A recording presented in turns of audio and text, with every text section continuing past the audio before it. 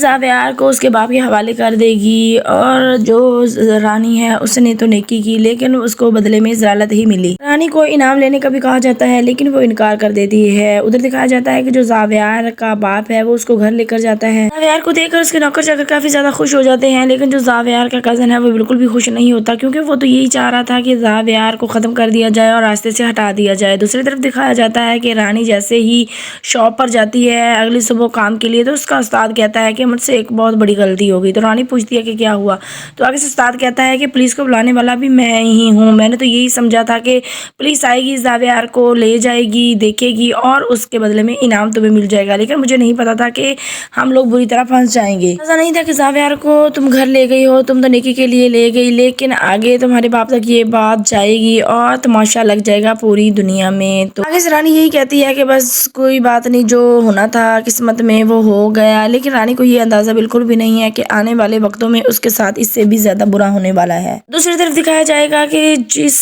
बंदे का रानी के बाप ने उधार देना होता है वो घर में आ जाता है और काफी ज्यादा हंगामा करता है और रानी की माँ बार बार यही कह रही होती है कि जैसे पैसे आए आपका उधार आपको वापस कर देंगे, लेकिन वो बंदा बात करने को तो सुनने को तैयार ही नहीं होता क्योंकि वो रानी के बाप को पहले कई दफ़ा कह चुका है कि मेरे पैसे वापस करो, लेकिन इनसे कोई बंदोबस्त नहीं हुआ। और इस तरह से जब वो रानी की छोटी बहन को देखेगा तो उसका हाथ पकड़ लेगा और कहेगा कि मैं इसको साथ लेकर जा रहा हूँ और जब तुम लोगों के पास पैसे हों तो वापस पैसे देकर अपनी बेटी ले जाइएगा।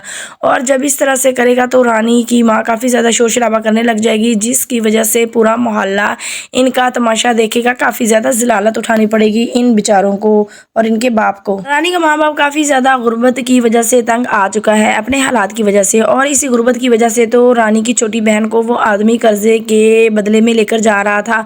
रानी की माँ बार बार यही सोचकर परेशान हो रही होती है कि इस लालच से अच्छा है कि बंदा ख़त्म ही हो जाए, क्योंकि मुझे बहुत ज़्यादा शर्मिंदगी भी हुई और दुख भी हुआ इस बात का कि पैसों के बदले में, उधार के बदले में वो मेरी बेटी मेरी इज्जत को लेकर जा रहा था। इससे बढ़कर जलालत तो कोई और नहीं हो सकती। रानी के घर के हालात दिन ब दिन ख़राब होते जा रहे हैं, काफ़ी ज़्यादा गरीबी में मुबतला हो चुके हैं ये लोग। दूसरी तरफ दिखाया जाता है कि जो ज़ावियार है वो घर जाता है लेकिन उसका दिल नहीं लग रहा होता किसी के साथ, तो वो बार बार यही मुतालबा करता है अपने बाप से कि मुझे रानी और फिज़ा चाहिए, मैं उनके साथ खेलना चाहता हूँ।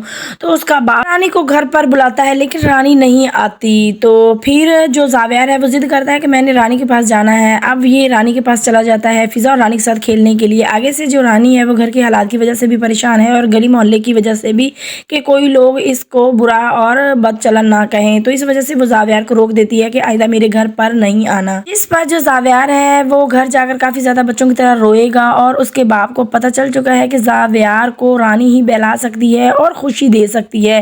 अब जब ज़ावियार का बाप ये नोट करेगा कि रानी तो काफ़ी ज़्यादा गरीब है और अब उसका बाप काफ़ी बड़ी रकम और ऑफर करने वाला है रानी के माँ बाप को और रानी को।